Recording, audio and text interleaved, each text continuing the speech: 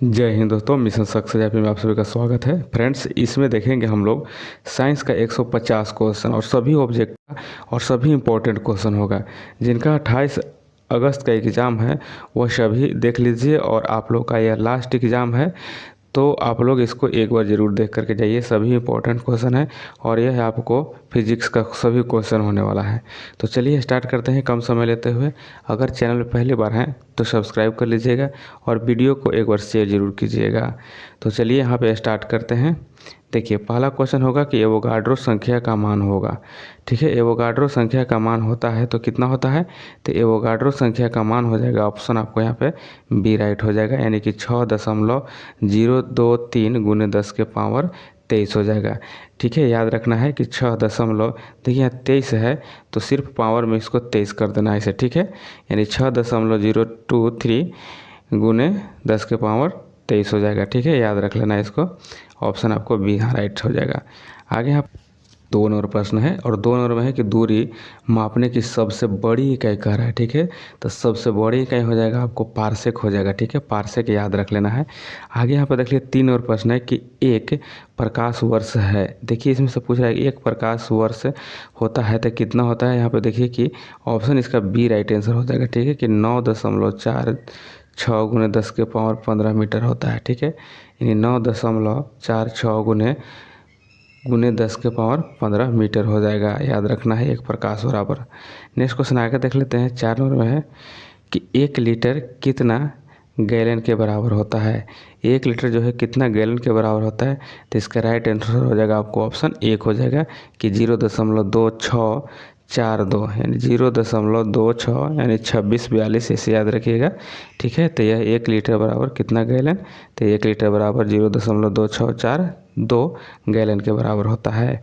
चलिए आगे यहाँ पर देख लेते हैं। 5 नंबर प्रश्न है और 5 नंबर में क्या है कि 1 फर्मी में कितना मीटर होता है। 1 फर्मी में कितना मीटर होता है, इसका राइट आंसर हो जाएगा आपको ऑप्शन बी हो जाएगा। ठीक है, कि 1 फर्मी में 10 के पावर -15 मीटर होता है। 1 फर्मी में 10 के पावर -15 मीटर होता है। आगे यहाँ पे देख लीजिए 6 नंबर प्रश्न है कि लॉगरिथम के आविष्कारक हैं। तो लॉगरिथम के आविष्कारक कौन हो जाएंगे, इसका राइट आंसर हो जाएगा आपको ऑप्शन सी हो जाएगा कि जॉन नेपियर हो जाएगा। ठीक है, ऑप्शन आपको सी सही हो जाएगा। नेक्स्ट क्वेश्चन आगे देख लेते हैं। 7 नंबर प्रश्न है कि क्वांटम सिद्धांत के प्रतिपादक है। तो क्वांटम सिद्धांत के प्रतिपादक कौन हो जाएंगे, तो मैक्स प्लांक हो जाएंगे। ठीक है, मैक्स प्लांक। चलिए नेक्स्ट क्वेश्चन आगे देख लेते हैं। 8 नंबर है कि वायुमंडल की आर्द्रता को मापने वाले यंत्र है। तो वायुमंडल की आर्द्रता को मापने वाला यंत्र इसमें से क्या हो जाएगा, इसका राइट आंसर हो जाएगा आपको ऑप्शन बी हो जाएगा। ठीक है, बी इसका सही हो जाएगा।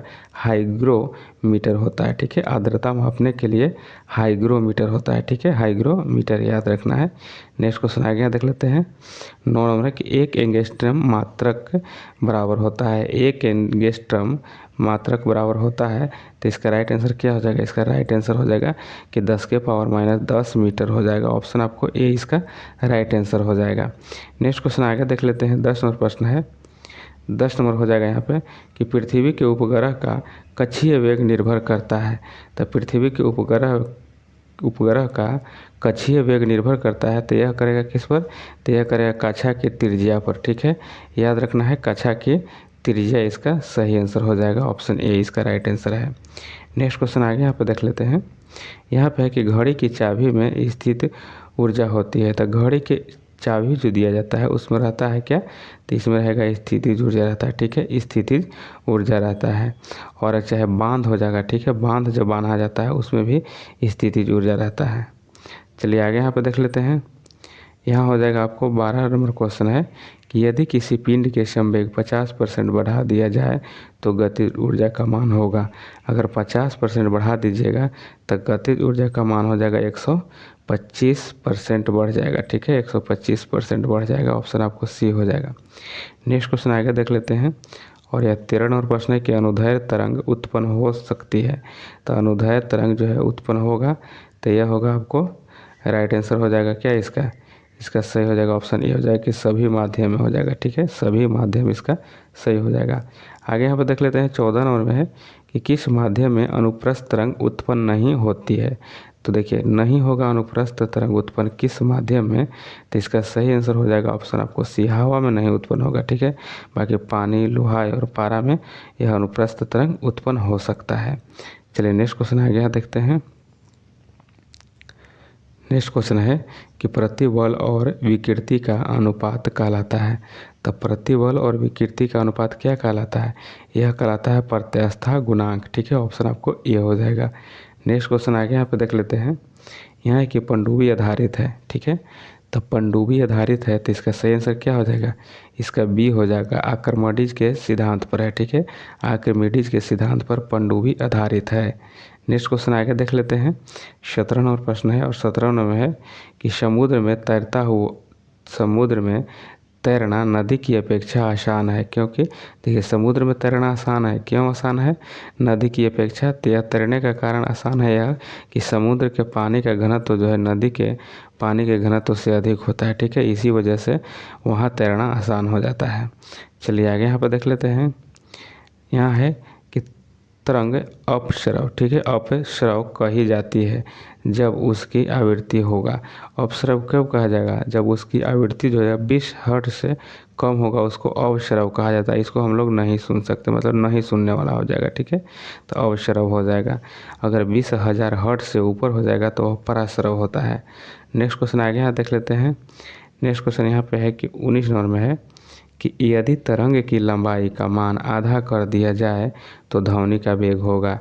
यदि तरंग की लंबाई का मान जो है आधा कर दिया जाए तो ध्वनि का वेग कितना हो जाएगा? तो ध्वनि का वेग जो हो जाएगा वह हो जाएगा आधा हो जाएगा।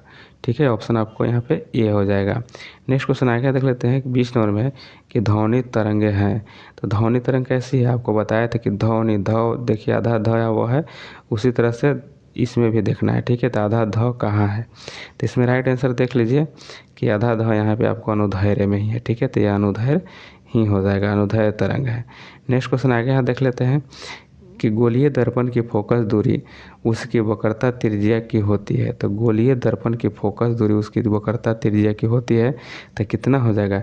यहाँ पे आपको ऑप्शन हो जाएगा आधी हो जाएगा। ठीक है, यानी कि ए हो जाएगा इसका राइट आंसर। चलिए नेक्स्ट क्वेश्चन आगे देख लेते हैं। यहाँ पे है कि उत्तल दर्पण का बना प्रतिबिंब होता है। तो उत्तल दर्पण में जो प्रतिबिंब बनता है वह कैसा बनता है? तो यह बनता है काल्पनिक और सीधा बनता है। कैसा? काल्पनिक और सीधा बनता है। ठीक है, ऑप्शन आपको सी हो जाएगा। नेक्स्ट क्वेश्चन आगे यहाँ पे देख लेते हैं। यहाँ पे है कि प्रकाश तरंग उदाहरण है। तो प्रकाश तरंग किसका उदाहरण है? आपको पहले ही बता चुके हैं। ठीक है, तो 23 का आंसर हो जाएगा, ऑप्शन बी हो जाएगा कि विद्युत चुंबकीय अनुप्रस्थ तरंग। देखिए अनुप्रस्थ है यहाँ। ठीक है, देखिए यहाँ प्र यानी कि में देखिए कि प्र लगा हुआ है, इसी तरह प्रकाश में प्र लगा हुआ है। इस तरह से इसको याद कर लेना है। ऑप्शन बी इसका सही हो जाएगा। नेक्स्ट क्वेश्चन आगे देख लेते हैं। यहाँ आगे हो जाएगा 24 नंबर प्रश्न है। इसमें है कि फोटोग्राफिक कैमरा का अभिदृश्यक लेंस होता है। तो फोटोग्राफिक कैमरा का अभिदृश्यक लेंस कैसा होता है? इसका सही आंसर ऑप्शन आपको बी हो जाएगा, उत्तल होता है। ठीक है, उत्तल हो जाएगा। आगे देखिए ई बराबर एम सी स्क्वायर के प्रतिपादक कौन थे? तो ये देखिए ई बराबर एम सी स्क्वायर का प्रतिपादन किसने किया था? तो आइंस्टीन के द्वारा किया गया था। ऑप्शन आपको यहाँ पे बी सही हो जाएगा। ठीक है, 25 का बी सही हो जाएगा। नेक्स्ट क्वेश्चन आगे यहाँ पे देख लेते हैं कि थोरियम का नाभिक को बदला जा सकता है। थोरियम का नाभिक को बदला जा सकता है। तो यह बदला जाएगा, आपको ऑप्शन इसमें क्या हो जाएगा?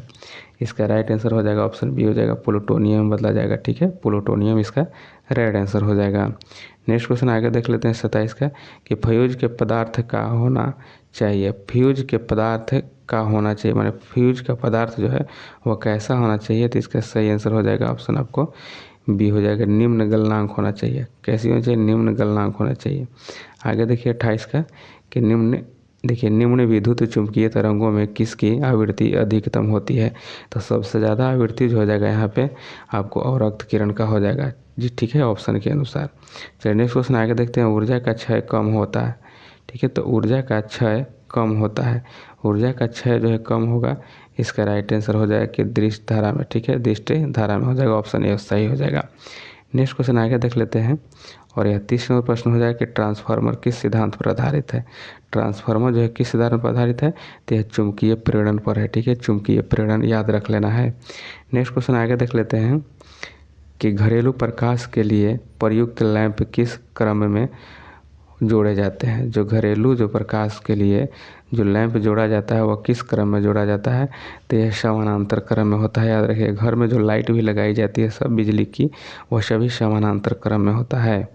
चलिए आगे यहाँ देख लेते हैं कि ऊष्मा किस प्रक्रिया से सर्वाधिक तीव्र गति से स्थानांतरित होता है। किस प्रक्रिया द्वारा ऊष्मा जो है सबसे ज़्यादा स्थानांतरित होगा, तो इसका सही आंसर हो जाएगा ऑप्शन आपको सी हो जाएगा। ठीक है, विकिरण द्वारा होगा सबसे ज़्यादा। चलिए आगे देख लेते हैं, यहाँ पर 33 को देख लेते हैं कि न्यूनतम संभव तापमान है। तो न्यूनतम संभव तापमान, संभवतः जो तापमान है क्या हो जाएगा, इसका सही हो जाएगा आपको ऑप्शन ए हो जाएगा। ठीक है, -273 डिग्री सेल्सियस हो जाएगा, ऑप्शन आपको ए हो जाएगा। नेक्स्ट क्वेश्चन आगे यहाँ पे देख लेते हैं कि यदि वायुमंडल न होता तो दिन की अवधि होती। यदि वायुमंडल न होता तो दिन की अवधि क्या होगा, यहाँ पे कम हो जाता। ऑप्शन आपको यहाँ पे एक हो जाएगा। नेक्स्ट क्वेश्चन आगे यहाँ पे देख लेते हैं कि सूर्य ग्रहण के समय सूर्य का कौन सा भाग दिखाई देता है। तो सूर्य ग्रहण जो होता है तो उस समय दिखाई देता है आपको कोरोना दिखाई देता है, ऑप्शन बी हो जाएगा। नेक्स्ट क्वेश्चन आएगा 36 नंबर प्रश्न देख लेते हैं, यहाँ कि सूर्य के प्रकाश का आंतरिक परिवर्तन हो सकता है यदि प्रकाश। तो सूर्य का यहाँ पे क्या करें, सूर्य के प्रकाश को आंतरिक परिवर्तन हो सकता है यदि प्रकाश, तो यदि प्रकाश जो है कांच, देखिए यहाँ पे कांच से वायु में जाए तो, यानी ऑप्शन यहाँ पे सी हो जाएगा। चलिए अब यहाँ नेक्स्ट देखते हैं, यहाँ पे फिर से एक से स्टार्ट होगा। ठीक है, क्योंकि इसमें 35 क्वेश्चन करके लिया गया है। ठीक है, तो इसको इसी तरह से देखेंगे। चलिए आगे यहाँ पे देख लेते हैं कि निम्न में किसका अपवर्तनांक सर्वाधिक होता है। तो निम्न में अपवर्तनांक जो है सबसे ज़्यादा किसका हो जाएगा, तो इसका सही आंसर हो जाएगा आपको ऑप्शन यहाँ बी हो जाएगा कि बैगनी का अपवर्तनांक जो है सर्प से ज़्यादा होता है। ठीक है, और कम पूछेगा तो लाल का हो जाएगा। आगे यहाँ देख लेते हैं कि निम्न में से किस विद्युत चुंबकीय तरंग की तरंगदैर्घ्य ज़्यादा होता है। ठीक है, तो यह विद्युत चुंबकीय तरंग की सबसे ज़्यादा जो तरंगदैर्घ्य होगा किसका होगा, तो इसका सही आंसर हो जाएगा ऑप्शन आपको राइट हो जाएगा यहाँ पे कि एक्स किरण का हो जाएगा। ठीक है, ऑप्शन सी सही हो जाएगा। नेक्स्ट क्वेश्चन आगे यहाँ देख लेते हैं, आगे यहाँ पे हो जाएगा कि प्रकाश की चाल सबसे पहले ज्ञात किया था। सबसे पहले प्रकाश की चाल किसने ज्ञात किया था, तो यह रोमर के द्वारा ज्ञात किया गया था। आगे यहाँ देख लेते हैं कि सरल सूक्ष्मदर्शी में वस्तु को रखा जाता है। ठीक है, तो सरल सूक्ष्मदर्शी में वस्तु को रखा जाता है, तो क्या चीज़ में रखा जाता है, यहाँ पे देखिए लेंस और प्रकाश के बीच में रखा जाता है। ठीक है, कहाँ रखा जाता है, तो लेंस और प्रकाश के बीच में रखा जाता है। ऑप्शन आपको यहाँ पे ए हो जाएगा। नेक्स्ट क्वेश्चन आगे यहाँ पे देख लेते हैं कि जब प्रकाश वायु से कांच में जाता है, तो जब प्रकाश जो है वायु से कांच में जाएगा तो क्या होगा, यहाँ पे देखिए ऑप्शन बी हो जाएगा कि तरंगदैर्घ्य घट जाएगा। ठीक है, जब प्रकाश जो है वायु से कांच में जाएगा तो इसका तरंगदैर्घ्य जो है घट जाएगा। नेक्स्ट क्वेश्चन आगे यहाँ देख लेते हैं कि पूर्ण आंतरिक परावर्तन होता है जब प्रकाश जाता है। ठीक है, पूर्ण आंतरिक परावर्तन होता है तो कब होता है, जब प्रकाश जो है यह हीरे से कांच में जब जाएगा तब होता है। नेक्स्ट क्वेश्चन आगे यहाँ देख लेते हैं, नेक्स्ट क्वेश्चन है 7 नंबर प्रश्न है कि प्रकाश तंतु किस सिद्धांत पर कार्य करता है। प्रकाश तंतु जो है किस सिद्धांत पर कार्य करता है, तो यह करता है पूर्ण आंतरिक परावर्तन पर। ठीक है, पूर्ण आंतरिक परावर्तन पर प्रकाश तंतु काम करता है। नेक्स्ट क्वेश्चन आगे यहाँ पर देख लेते हैं, और यह 8 नंबर प्रश्न हो जाए कि प्रकाश ऊर्जा को विद्युत ऊर्जा में बदलता है। जैसे प्रकाश ऊर्जा है और इसको विद्युत ऊर्जा में बदला जाएगा, तो देखिए यहाँ पे सही आंसर हो जाएगा, इसका राइट आंसर ऑप्शन सी हो जाएगा। ठीक है, जैसे प्रकाश जो है सौर प्लेट में पड़ता है और सौर प्लेट से विद्युत तैयार होकर के विद्युत ऊर्जा में परिवर्तन हो जाता है। चलिए आगे देख लेते हैं, यांत्रिक ऊर्जा को विद्युत ऊर्जा में बदलता है। यांत्रिक ऊर्जा को विद्युत ऊर्जा में कौन बदलता है, यह डायनेमो का काम है। ठीक है, डायनेमो का, और यही विद्युत मोटर रहेगा तो विद्युत से यांत्रिक में हो जाएगा। नेक्स्ट क्वेश्चन आगे देखते हैं कि सूर्य के केंद्र का ताप कितना होता है। सूर्य के केंद्र का ताप कितना हो जाएगा, तो यहाँ देखिए 1.5 गुने 10⁻7 के हो जाएगा। ठीक है, याद रख लेना है, केल्विन हो जाएगा। नेक्स्ट क्वेश्चन आगे यहाँ पे देख लेते हैं, यहाँ है कि सूर्य के केंद्र का दाब कितना होता है। सूर्य के केंद्र का दाब कितना होता है, तो इसका सही आंसर हो जाएगा ऑप्शन आपको सी हो जाएगा कि 2 गुने 10⁻16 न्यूटन प्रति वर्ग मीटर हो जाएगा। ऑप्शन आपको सी सही हो जाएगा। नेक्स्ट क्वेश्चन यहाँ पे है कि परमाणु रिएक्टर आधारित है, तो परमाणु रिएक्टर जो आधारित है यह नाभिकीय विखंडन पर है। ऑप्शन आपको बी सही हो जाएगा। नेक्स्ट क्वेश्चन आगे देखते हैं, परमाणु बम आधारित है तो परमाणु बम किस पर आधारित है? यह जो हो जाएगा आपको राइट आंसर इसका ऑप्शन सी हो जाएगा कि यह है देखिए अनियंत्रित नाभिकीय विखंडन पर है। ठीक है, परमाणु जो बम है यह अनियंत्रित नाभिकीय विखंडन पर है। नेक्स्ट क्वेश्चन हाइड्रोजन बम के बारे में देख लीजिए। हाइड्रोजन बम आधारित है तो यह हो जाएगा आपको नाभिकीय संलयन पर हो जाएगा। ठीक है, तो 14 का आंसर आपको ऑप्शन यहाँ पे बी हो जाएगा, नाभिकीय संलयन हो जाएगा। नेक्स्ट क्वेश्चन आगे यहाँ देख लेते हैं और यह 15 क्वेश्चन नंबर होगा और यह देखिए सिलिकॉन तथा जर्मेनियम अर्धचालक होता है। सिलिकॉन तथा जर्मेनियम जो है अर्धचालक होता है तो देखिए इसका सही हो जाएगा 15 का हो जाएगा ऑप्शन डी हो जाएगा कि चतुर्थ संयोजी होता है। ठीक है, चतुर्थ संयोजी हो जाएगा। नेक्स्ट क्वेश्चन आगे देख लेते हैं, पॉजिट्रॉन का खोज किसने किया था? पॉजिट्रॉन का खोज किया गया था यह एडर्सन के द्वारा, ऑप्शन सी सही हो जाएगा। नेक्स्ट क्वेश्चन है कि एक कूलम आवेश बराबर होता है, एक कूलम आवेश बराबर होता है कि 6.25 × 10⁻18 इलेक्ट्रॉन होता है। ऑप्शन यहाँ पे एक याद रखना है। नेक्स्ट क्वेश्चन आगे आप देख लेते हैं कि किसी तार की प्रतिरोधकता निर्भर करती है, तो किसी तार की प्रतिरोधकता जो है किस पर निर्भर करेगा? तो यह पदार्थ पर करेगा। ठीक है, पदार्थ पर याद रखना है। चलिए आगे देख लेते हैं कि 1 वाट घंटा बराबर होता है, 1 वाट घंटा बराबर होता है तो इसका सही आंसर हो जाएगा कि 3.6 × 10⁻³ जूल हो जाएगा। 1 वाट घंटा बराबर होता है 3.6 × 10⁻³ जूल हो जाएगा। चलिए आगे देख लेते हैं मैक संख्या। मैक संख्या का उपयोग किसकी चाल निर्धारण के लिए किया जाता है?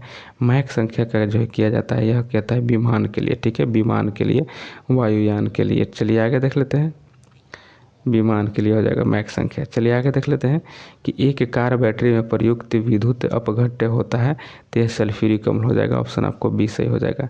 नेक्स्ट है कि स्पष्ट दर्शन की न्यूनतम दूरी होती है, तो स्पष्ट देखने के लिए न्यूनतम दूरी क्या हो जाएगा? न्यूनतम दूरी क्या हो जाएगा? इसका सही आंसर हो जाएगा आपको सी हो जाएगा, यानी 25 सेंटीमीटर होना चाहिए। नेक्स्ट क्वेश्चन आगे यहाँ पर देख लेते हैं कि प्रकाश के तरंग सिद्धांत को किसने प्रतिपादित किया था? तो प्रकाश के तरंग सिद्धांत को किसने प्रतिपादित किया था? तो इसका सही आंसर हो जाएगा कि हाइगेन के द्वारा। ठीक है, इसका राइट आंसर हो जाएगा हाइगेन्स हो जाएगा। ऑप्शन आपको यहाँ पे सी हो जाएगा। आगे है कि इंद्रधनुष में किस रंग का विक्षेपण अधिक होता है? तो इंद्रधनुष में किस रंग का विक्षेपण सबसे ज़्यादा होता है? तो यहाँ पर राइट आंसर हो जाएगा आपको 24 का ऑप्शन सी हो जाएगा, लाल का हो जाएगा। ठीक है, इस तरह से इंद्रधनुष होता है। ठीक है, तो जो बाहरी की ओर है यह बाहरी वाला जो है यही लाल है। ठीक है, लाल है तो यह बाहरी जो लाल है विक्षेपण ज़्यादा हुआ है और अंदर में होता है कौन? अंदर में होता है आपको बैगनी होता है। ठीक है, बैगनी हो जाएगा। अगर आपको बीच में पूछेगा तो बीच में कौन हो जाएगा? यह हरा होता है। ठीक है, याद रखिएगा हरा। चलिए आगे यहाँ पर देख लेते हैं, यहाँ है कि पानी के ऊपर तेल परत का चढ़ना उदाहरण है। अगर पानी के ऊपर तेल का जो परत बन जा रहा है तो उसका उदाहरण उसका क्या हो जाएगा? उसका उदाहरण हो जाएगा व्यक्तीकरण हो जाएगा। ठीक है, व्यक्तीकरण हो जाएगा, व्यक्तीकरण। चलिए आगे देख लेते हैं, व्यक्तीकरण सही हो जाएगा। आगे देखते हैं धूप के चश्मे की पावर होती है, तो धूप के चश्मे की जो पावर होती है वह 0 डायोप्टर का होता है। आगे यहाँ पे देख लेते हैं कि वायुमंडल में प्रकाश के विसरण का कारण क्या है? तो वायुमंडल में जो प्रकाश विसरण होता है उसका कारण क्या हो जाएगा? तो यह हो जाएगा धूल कण हो जाएगा। ऑप्शन आपको ए हो जाएगा। नेक्स्ट क्वेश्चन आगे यहाँ देख लेते हैं कि पास्कल किसका इकाई है? पास्कल किसका इकाई है? तो यह हो जाएगा दाब का हो जाएगा। और यह भी सब बिहार पुलिस में तो अधिकतर पूछे गए हैं क्वेश्चन। नेक्स्ट क्वेश्चन आगे देख लेते हैं कि प्रकाश की गति किसके बीच से जाते हुए न्यूनतम होगा? प्रकाश की जो गति है वो किसके बीच से होकर कर जाएगा? तो उसका जो है न्यूनतम हो जाएगा चाल। ठीक है, तो इसका सही आंसर क्या हो जाएगा? इसका राइट आंसर हो जाएगा आपको कि कांच से होकर के जाएगा। तो चलिए आगे यहाँ देख लेते हैं, 30वां प्रश्न है कि सूर्य की ऊष्मा पृथ्वी पर कैसे पहुँचती है? सूर्य की ऊष्मा जो है पृथ्वी पर विकिरण के द्वारा पहुँचती है। ऑप्शन बी हो जाएगा। रेफ्रिजरेटर में थर्मोस्टेट का कार्य क्या है? रेफ्रिजरेटर में यानी फ्रिज में थर्मोस्टेट का काम क्या है? तो इसका सही हो जाएगा कि इसका काम हो जाएगा कि एक समान ताप को बनाए रखता है। ठीक है, एक समान ताप को बनाए रखना इसका काम है थर्मोस्टेट का। नेक्स्ट क्वेश्चन आगे देखते हैं, शुद्ध जल का क्वथनांक फ़ारेनहाइट स्केल पर क्या होगा?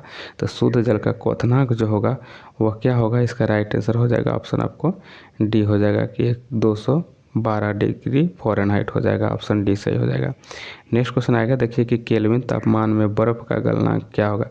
केल्विन तापमान में बर्फ़ का गलनांक यहाँ पे पूछ रहा है, ठीक है। तो बर्फ़ का गलनांक यहाँ पे सही हो जाएगा। ऑप्शन आपको ये हो जाएगा कि 273 केल्विन हो जाएगा। नेक्स्ट क्वेश्चन आएगा, देखते हैं ध्वनि का वेग सबसे ज़्यादा होगा। देखिए ये भी बिहार पुलिस से क्वेश्चन पूछा गया है।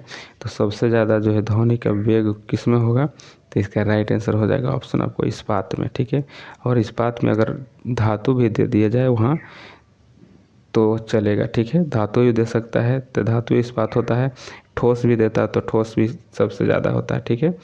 तो यहाँ पे जे आपके रहता है वह आपको पहचानना था, ठीक है। अगर स्टील देता है तो स्टील में होता है 6420 मीटर प्रति सेकंड होता है, ठीक है। यह स्टील में सबसे ज़्यादा होता है।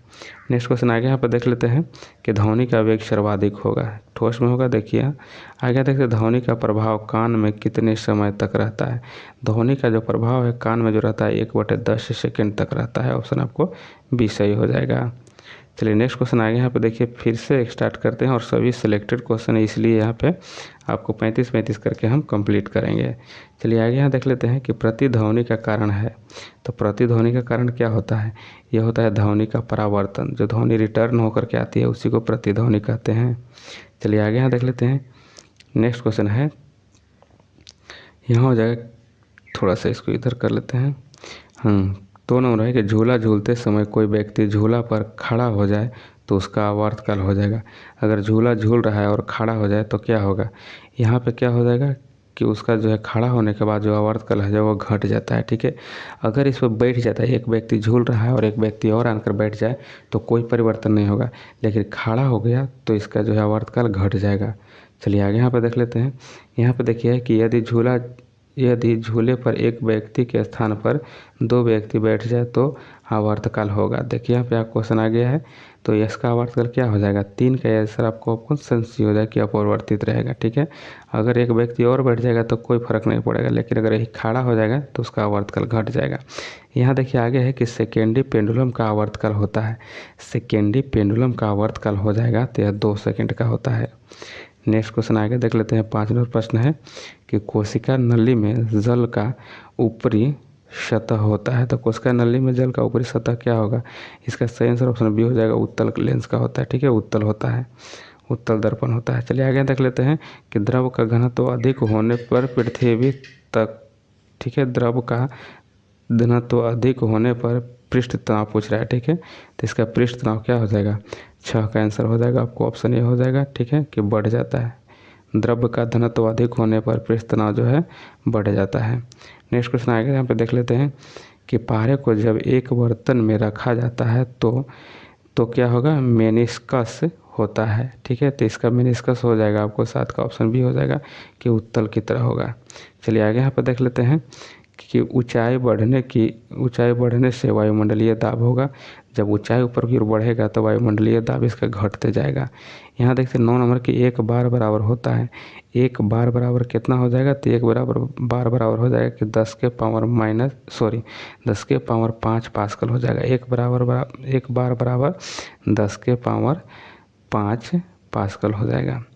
नेक्स्ट क्वेश्चन आगे देखते हैं, किसी वस्तु का भार अधिकतम होता है। तो किसी वस्तु का भार जो है अधिकतम कहाँ होगा, यह हो जाएगा निर्वात में। आगे यहाँ पे देख लेते हैं 11 नंबर प्रश्न है। 11 नंबर में है कि पृथ्वी की अपेक्षा चंद्रमा का द्रव्यमान लगभग है। तो पृथ्वी की अपेक्षा चंद्रमा का जो द्रव्यमान है वह हो जाएगा 1/81 हो जाएगा। यहाँ पे ऑप्शन आपको बी हो जाएगा, ठीक है, बी इसका राइट आंसर हो जाएगा। चलिए आगे देख लेते हैं। 12 नंबर है कि भू अस्थायी उपग्रह पृथ्वी के चारों ओर चक्कर लगाता है। भू अस्थायी उपग्रह जो है पृथ्वी के चारों ओर चक्कर लगाता है तो वह 24 घंटे में। नेक्स्ट क्वेश्चन आगे यहाँ पे देखते हैं। नेक्स्ट हो जाएगा कि पृथ्वी पर वायुमंडल दाब का कारण है। तो पृथ्वी पर वायुमंडलीय जो दाब है इसका कारण क्या है, तो इसका सही हो जाएगा ऑप्शन ए हो जाएगा, गुरुत्वाकर्षण के कारण वायुमंडलीय दाब है। आगे यहाँ देखते हैं कि पृथ्वी का पलायन वेग है। यह क्वेश्चन आपको पूछा गया था, ठीक है। तो पृथ्वी का पलायन वेग क्या हो जाएगा, इसका राइट आंसर हो जाएगा ऑप्शन बी हो जाएगा 11.2 किलोमीटर प्रति सेकंड हो जाएगा। नेक्स्ट क्वेश्चन आगे यहाँ पे देख लेते हैं कि जब कोई वस्तु ऊपर से गिराई जाती है तो उसका भार क्या होगा। जब ऊपर से कोई वस्तु गिराया जा रहा है तो उसका भार क्या होगा, तो उसका भार परिवर्तनशील हो जाएगा। ठीक है, ऑप्शन आपको ये सही हो जाएगा। आगे यहाँ पे देख लेते हैं कि ग्रहों के गति के नियम को किसने प्रतिपादित किया था। तो देखिए किसने प्रतिपादित किया था, इसका राइट आंसर हो जाएगा आपको केपलर हो जाएगा। ठीक है, ऑप्शन बी सही है। नेक्स्ट क्वेश्चन आगे देखते हैं कि एक जेट इंजन किस सिद्धांत पर कार्य करता है। तो एक जेट इंजन जो है वो सिद्धांत रैखिक संवेग संरक्षण के सिद्धांत पर कार्य करता है। ऑप्शन आपको डी सही हो जाएगा। नेक्स्ट क्वेश्चन 18 नंबर है कि एक गेंद को क्षैतिज से कितने कोण पर फेंकने पर अधिकतम क्षैतिज दूरी तय करेगा। तो देखिए अधिकतम दूरी तय करने के लिए उसको फेंकना होगा, गेंद को उसको फेंकना होगा 45 डिग्री पर। ठीक है, 45 डिग्री के क्षैतिज गेंद को फेंकना होगा। ठीक है, इसी कोण पर 45 डिग्री पर कोण पर फेंकेगा तो ज़्यादा दूर तक जाएगा। तो चलिए 18 का आपको आंसर हो जाएगा, सी हो गया। नेक्स्ट क्वेश्चन आगे देख लेते हैं। 19 का है कि वायुमंडल, देखिए वायुमंडल में बादलों के तैरने का कारण क्या है। तो वायुमंडल में जब बादल तैरता है तो वह घनत्व के कारण तैरता है। आगे यहाँ पर देख लेते हैं कि गैस के अणुओं की गति ऊर्जा किस ताप पर शून्य होता है। गैस के अणुओं का गतिज ऊर्जा जो है वह किस ताप पर शून्य होता है। तो इसका सही आंसर हो जाएगा ऑप्शन बी हो जाएगा कि -273 डिग्री सेल्सियस पर शून्य होता है। आगे यहाँ पर है कि पारे का तापमापी किस ताप तक प्रयुक्त हो सकता है। पारे का जो तापमापी है वह किस ताप तक प्रयुक्त हो सकता है। तो इसका राइट आंसर हो जाएगा ऑप्शन सी हो जाएगा कि यह 360 डिग्री तक होता है, 360 डिग्री सेल्सियस तक। आगे देखते हैं प्रिज्म द्वारा किस रंग का विचलन अधिकतम होता है। प्रिज्म में सबसे ज़्यादा किस रंग का विचलन होता है। तो इसका राइट आंसर हो जाएगा बैगनी का सबसे ज़्यादा। प्रिज्म में सबसे ज़्यादा बैगनी का हो जाएगा। ठीक है, और इंद्रधनुष में सबसे ज़्यादा विचलन जो हो जाएगा वह लाल का होता है। चलिए आगे यहाँ देख लेते हैं कि किसी गैस में उत्पन्न ध्वनि तरंग सदैव होती है। गैस में उत्पन्न ध्वनि तरंग जो हो जाएगा वह कैसा होगा। तो 23 का आंसर ऑप्शन ए हो जाएगा, अनुदैर्घ्य होता है। ठीक है, ध्वनि ऐसे ही बताए थे, अनुदैर्घ्य ही होता है। चलिए आगे यहाँ देख लेते हैं किसी स्थान पर पृथ्वी के चुंबकीय क्षेत्र के क्षैतिज व ऊर्ध्वाधर घटक बराबर है तो उस स्थान पर नति कोण कितना होगा। तो उस स्थान पर जो नति कोण हो जाएगा वह हो जाएगा 45 डिग्री का। ठीक है, 45 डिग्री का। नेक्स्ट क्वेश्चन आगे यहाँ देख लेते हैं 25 का है कि द्रव तरंगों की तरंग दैर्घ्य निर्भर नहीं करती है। द्रव तरंगों की तरंग दैर्घ्य जो है किस पर निर्भर नहीं करती है। तो इसका सही आंसर डी हो जाएगा, यानी आवेश पर नहीं निर्भर करता है। आगे देखते हैं कि कौन सा कण सबसे अधिक अस्थायी है। कौन सा कण जो है सबसे अधिक अस्थायी है। तो इसका राइट आंसर हो जाएगा बी हो जाएगा, न्यूट्रॉन हो जाएगा। नेक्स्ट क्वेश्चन आगे देख लेते हैं 27 नंबर है कि एंगस्ट्रॉम क्या मापता है। ठीक है, एंगस्ट्रॉम के द्वारा क्या मापा जाता है। तो यह जो है प्रकाश का तरंग दैर्घ्य मापा जाता है। आगे देख लेते हैं श्यानता गुणांक की एसआई इकाई है। श्यानता गुणांक का एसआई इकाई क्या हो जाएगा। तो इसका सही आंसर हो जाएगा आपको कि पॉइज हो जाएगा, ऑप्शन ए सही हो जाएगा। नेक्स्ट क्वेश्चन आगे देख लेते हैं कि एक फैदम बराबर होता है। एक फैदम बराबर कितना हो जाएगा। एक फैदम बराबर यहाँ हो जाएगा राइट आंसर ऑप्शन आपको बी हो जाएगा, यानी कि 6 फीट होता है। देखिए आगे है 30 नंबर है कि टाइपराइटर के आविष्कारक कौन है। ठीक है, टाइपराइटर के आविष्कारक यहाँ पूछा जा रहा है। तो 30 का आंसर ऑप्शन सी हो जाएगा, सोल्स हो जाएगा। कौन हो जाएगा, सोल्स। नेक्स्ट क्वेश्चन आगे देखते हैं कि जेट इंजन किस सिद्धांत पर कार्य करता है। जेट इंजन जो है किस सिद्धांत पर कार्य करता है। तो इसका राइट आंसर ऑप्शन आपको सी हो जाएगा कि यह रैखिक संवेग संरक्षण के सिद्धांत पर कार्य करता है। यहाँ देखते हैं मानक दाब है। अगर मानक दाब पूछ लिया जाए तो इसका राइट आंसर बी हो जाएगा, पारे का 70 मिमी हो जाएगा। ठीक है, ऑप्शन आपको यहाँ पे बी हो जाएगा, पारे का 70 मिमी मानक दाब होगा। नेक्स्ट क्वेश्चन आगे यहाँ पे है कि मैनोमीटर के द्वारा किसकी माप की जाती है। मैनोमीटर के द्वारा किसकी माप की जाती है। तो यह गैसों का किया जाता है। ठीक है, गैसों का दाब का। ठीक है, गैसों के दाब का मैनोमीटर। चलिए नेक्स्ट क्वेश्चन आगे यहाँ पे देख लेते हैं कि वस्तु की मात्रा बदलने पर अपरिवर्तित रहेगा। वस्तु की जब मात्रा बदल देंगे तो यहाँ पे घनत्व जो है अपरिवर्तित रहेगा। नेक्स्ट क्वेश्चन आगे देखते हैं कि केल्विन मान में मानव शरीर का तापमान क्या होगा। ठीक है, तापमान केल्विन में पूछ रहा है मानव शरीर का, तो यहाँ पे सही हो जाएगा आपको कि 310 केल्विन हो जाएगा। ऑप्शन डी सही है। नेक्स्ट क्वेश्चन आगे देखिए, पारा जमेगा, पारा जमता है तो कितने डिग्री सेल्सियस पर, तो इसका राइट आंसर हो जाएगा 36 का ऑप्शन बी हो जाएगा कि माइनस यहाँ पे 39 डिग्री सेल्सियस पर। आगे है कि उच्च तापक्रम को मापने का यंत्र है, तो उच्च तापक्रम को मापने का यंत्र क्या हो जाएगा, इसमें राइट आंसर ऑप्शन आपको भी पायरोमीटर हो जाएगा, पायरोमीटर हो जाएगा। ठीक है, चलिए नेक्स्ट क्वेश्चन आगे यहाँ पे देख लेते हैं। अब यहाँ फिर दूसरा क्वेश्चन आ रहा है आपको। ठीक है, देखिए यहाँ पे पूछा जा रहा है कि शुष्क सेल है, तो इसमें से शुष्क सेल जो हो जाएगा यहाँ पे ऑप्शन बी हो जाएगा प्राथमिक सेल होता है। प्रकाश की गति न्यूनतम होगी, अगर प्रकाश की गति न्यूनतम होगा तो इसका राइट आंसर ऑप्शन सी हो जाएगा, कांच से गुजरने पर प्रकाश की चाल जो है न्यूनतम हो जाएगा। ऑप्शन जो दिया गया उसी अनुसार। चलिए आगे देख लेते हैं कि त्वरित चालक बनाए जाते हैं, तो त्वरित चालक जो होगा ये तांबा के बनता है। ठीक है, ऑप्शन आपको यहाँ पे ये राइट आंसर सी हो जाएगा। त्वरित चालक देखे हो किसी छत के ऊपर इस तरह से लगाया हुआ रहता है। ठीक है, अगर इस पर त्वरित चालक मतलब जो कहते हैं ना कि बिजली, और गांव घर की भाषा में कहते हैं ठनका गिर गया। ठीक है, तो यह ठनका जो गिरता है यही त्वरित चालक जो है खींच लेता है, और खींच करके अर्थ में ज़मीन में इसको सीधा भेज देता है। ठीक है, इसी को त्वरित चालक कहते हैं। त्वरित चालक तांबा का बना होता है। नेक्स्ट क्वेश्चन आगे देखते हैं कि किस यंत्र का काम डायनमो के कार्य का उल्टा होता है, डायनमो के कार्य का उल्टा होता है, तो इसमें 4 का आंसर हो जाएगा, बी हो जाएगा। ठीक है, मोटर में होता है। डायनमो में क्या होता है कि यांत्रिक से विद्युत में जाता है, और मोटर में क्या होता है विद्युत से यांत्रिक में परिवर्तन होता है। नेक्स्ट क्वेश्चन आगे देखते हैं कि चुंबक क्षेत्र मापा जाता है, तो चुंबक क्षेत्र मापा जाता है यानी चुंबकीय जो क्षेत्र है वो मापा जाता है, तो इसका राइट आंसर हो जाएगा यहाँ देखिए ऑप्शन डी हो जाएगा। ठीक है, डी हो जाएगा कि फलक 100 मीटर से। ठीक है, चुंबकीय क्षेत्र को मापा जाता है फ्लैक्सोमीटर के द्वारा।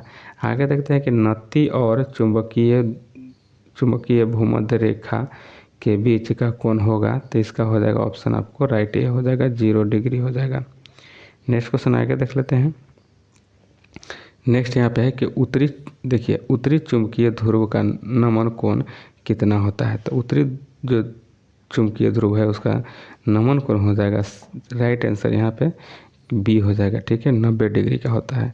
स्कूटर के आविष्कारक कौन है, आविष्कारक कौन हो जाएगा स्कूटर का, तो यहाँ पे हो जाएगा ऑप्शन ए हो जाएगा ब्रांड शो हो जाएगा। ठीक है, ब्रांड शो इसका सही आंसर हो जाएगा।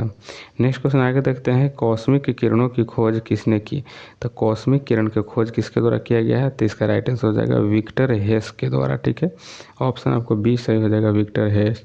आगे देखते हैं कि नाभिकीय रिएक्टरों में ऊर्जा उत्पन्न होती है, नाभिकीय रिएक्टर में जो ऊर्जा उत्पन्न होती है इसका कारण क्या है, नाभिकीय विखंडन द्वारा होता है। ठीक है, आगे यहाँ पर देख लेते हैं कोबाल्ट 60 का उत्सर्जन करता है, कोबाल्ट 60 का जो उत्सर्जन करता है यह करता है यहाँ पे देखिए आपको गामा किरण हो जाएगा। ठीक है, गामा किरण के द्वारा किया जाता है।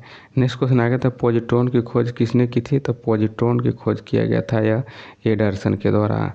आगे देख लेते हैं, यहाँ पे हो जाएगा कि एक सामान्य शुष्क में विद्युत अपघट्य होता है, एक सामान्य शुष्क में जो विद्युत अपघट्य होता है अमोनियम क्लोराइड। ठीक है, अमोनियम क्लोराइड होता है इसका। आगे देख लेते हैं अतिचालक का लक्षण है, अतिचालक का लक्षण क्या हो जाएगा, 14 का ऑप्शन आपको यह उच्च परागम्य होता है। ठीक है, अतिचालन का जो लक्षण होता है उच्च परागम्य होता है। नेक्स्ट क्वेश्चन आगे यहाँ पे देखिए, यहाँ पे है कि ठोस कपूर से कपूर वाष्प बनाने की प्रक्रिया को कहते हैं, ठोस कपूर से कपूर वाष्प बनाने की प्रक्रिया को कहते हैं, तो यहाँ पे ऑप्शन डी हो जाएगा ऊर्ध्वपातन कहा जाता है। ठीक है, ऊर्ध्वपातन। आगे यहाँ पे देख लेते हैं कि वैज्ञानिक आर्किमिडीज संबंधित है, तो वैज्ञानिक आर्किमिडीज जो संबंधित है ग्रीस से संबंधित है, ऑप्शन डी हो जाएगा। नेक्स्ट क्वेश्चन आगे देख लेते हैं कि वह यूरेनियम जिसमें निम्न समस्थानिक की समृद्धता है, तो यहाँ पर निम्न समस्थानिक की समृद्धता है, तो इसका सही आंसर हो जाएगा कि यूरेनियम 235 में। ब्रह्मांड में कौन सा तत्व सर्वाधिक मात्रा में पाया जाता है, ब्रह्मांड में सबसे ज़्यादा पाया जाने वाला वह तत्व है वो हाइड्रोजन हो जाएगा। ठीक है, और वायुमंडल में पूछा जाएगा तो नाइट्रोजन हो जाएगा। चलिए आगे यहाँ पर देख लेते हैं कि चुंबकीय याम्योत्तर और भौतिक याम्योत्तर के बीच कौन को कहते हैं, तो 19 का यहाँ पे आंसर राइट हो जाएगा, ऑप्शन सी हो जाएगा कि चुंबकीय दिक् पाथ हो जाएगा राइट आंसर। यानी चुंबकीय याम्योतर और भौतिक याम्योतर के बीच की कोण को कहते हैं तो चुंबकीय दिक्पात कहा जाता है। आगे देखिए सबसे अधिक भेदन क्षमता होती है, सबसे ज़्यादा किसका भेदन क्षमता होगा, तो यह हो जाएगा गामा किरण। ऑप्शन आपको यहाँ पे देखिए राइट आंसर ऑप्शन सी हो जाएगा गामा किरण। चलिए इसका कमेंट आप लोग भी कीजिएगा कि इसका राइट आंसर है कि नहीं, ठीक है। चलिए आगे यहाँ पे देख लेते हैं 21 का, कि यदि पृथ्वी पर वायुमंडल न होता तो दिन की अवधि होती। तो यदि पृथ्वी पर वायुमंडल न होता तो दिन की अवधि कैसी होगी, यहाँ पे दिन की अवधि कम हो जाती। आगे देते हैं कि यदि किसी दर्पण को ठीठा कोण से घुमाया जाए तो परिवर्तन किरण का घूर्णन होगा।